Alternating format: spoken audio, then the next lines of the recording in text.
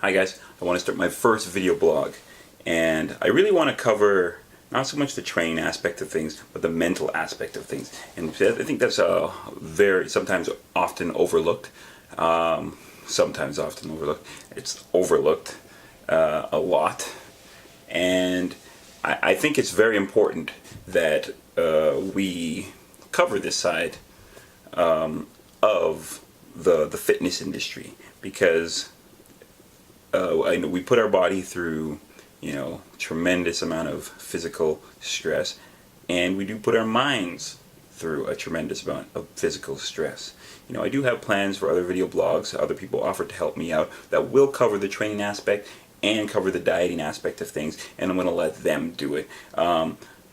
WatchMeTrain is gonna be unique in a way that when you open a magazine, obviously you're looking at pictures and you're reading certain things, whereas WatchMeTrain is when you open the page, you get to watch these editorials, or you can listen to them and put your volume up loud on your computer or whatever you are doing, and go in the kitchen, make your food, fix yourself a protein shake, whatever. So that's what WatchMeTrain is going to be, how it's going to be unique. We're going to ultimately have question and answers from various fitness people in the fitness industry, predominant people and up and coming fitness gurus, personal trainers and stuff like that, and where you can send in your questions to the WatchMeTrain email, and then they will answer it via video blog, and yeah. So, but here's me, we can say editor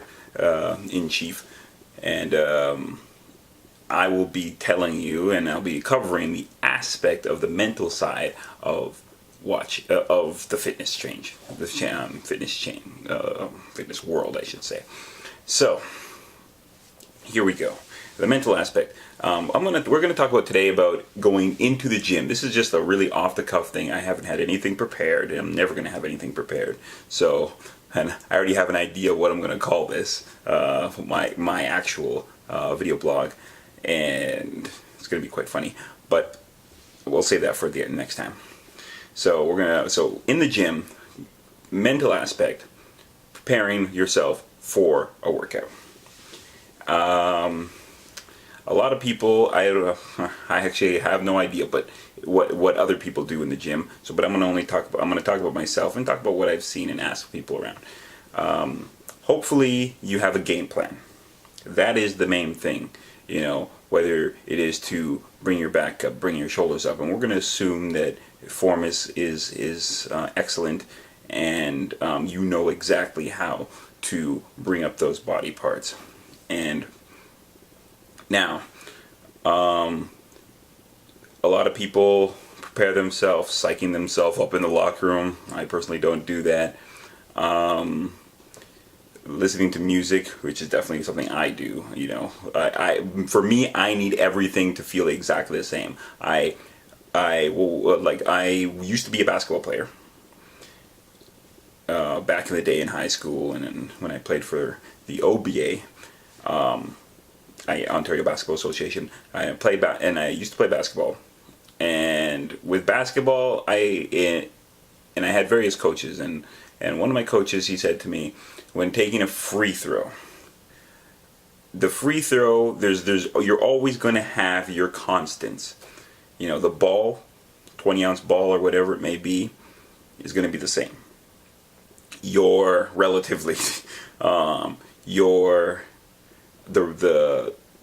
The distance from the rim to the free throw line, I believe it's 15 feet, is always going to be the same. The circumference of the rim is always going to be the same. So, you must have a ritual when you go to that free throw line. If you watch the top level NBA players, and actually any NBA player, it's the same thing. When they step to that line, do the same thing. Most of the time it's take a deep breath in, breathe it all out, go through the routine, whether it be Kobe Bryant throwing the ball up in the air, touching his shirt, and wiping off his sweat, or Jason Kidd blowing a kiss to his son. Those are the free throw rituals. it's going to have to feel the exact same every single time you make a shot. This is what the top level free throw shooters and the top level shooters do in the NBA. It feels the exact same. So technically, it could be done with your eyes closed. You go, follow through. It doesn't make a difference if you're like, you don't want to think and be like, okay, the ball trajectory and all this kind of nonsense. You want to follow through. It goes through every single time. You're standing in the exact same spot you always would during practice or whatever. You throw the ball, or you shoot the ball, follow through with the same exact thing every single time, and there's no reason it shouldn't go in. With the, most of the times, right? So, there could be that like little wind that picks up and, that roar from the crowd that changes the rim or whatever level you're playing at. But that's how I approach the gym. I think about the best workout I ever had, how it felt, what I was wearing, what I was listening to, and that's why my music really never changes in the gym, and how I felt. So I go in, I think about things. I close my eyes. I think about things, and I just do. And it varies from workout to workout. With my back workout, if it was my shoulder workout, certain things change. But I mostly wear the same thing. I always have music, because if I don't wear the same thing, and if I don't have the headphones on my head or something like that, it feels different to me. I feel like I'm in a different gym. I feel like, like I don't have that control. So everything has to be the same. I can probably honestly say I forgot my headphones at home, and I just go out and buy more. I probably have like 10 different sets of headphones if I've forgotten them. And I don't know why I take them home. I should really just leave them in my locker. But if I've forgotten them, it's just no. I was like, nope, can't work out. Must go out and get headphones. So now I have about 10 different pairs, and yeah. So that's what I do, because I need those things. My elbow wraps. Although my elbows don't hurt me anymore, because before, back in the day, I used to lift like tremendous amount of weight for myself anyways. And I do have small joints. And my elbows used to hurt when I used to do those tricep dips. Now they don't hurt so much anymore, but I still keep my elbow pads on, because that's how it felt so good to me back when I was, doing that kind of weight and all that kind of stuff. Although I don't lift heavy anymore, I stimulate, I don't annihilate. Now I leave them on there. So there's the guy who goes to the gym. He always asks me, "Oh, how's the elbows feeling?" It's like, "Oh, buddy, my elbows never hurt, man." It's just I just wear them because it's a comfort level now. Again, going back to basketball, Richard Hamilton broke his nose. He used to play for the Detroit Pistons, and he used to wear this face mask. His nose healed up, but he played so well with that face mask on, he always wears it now.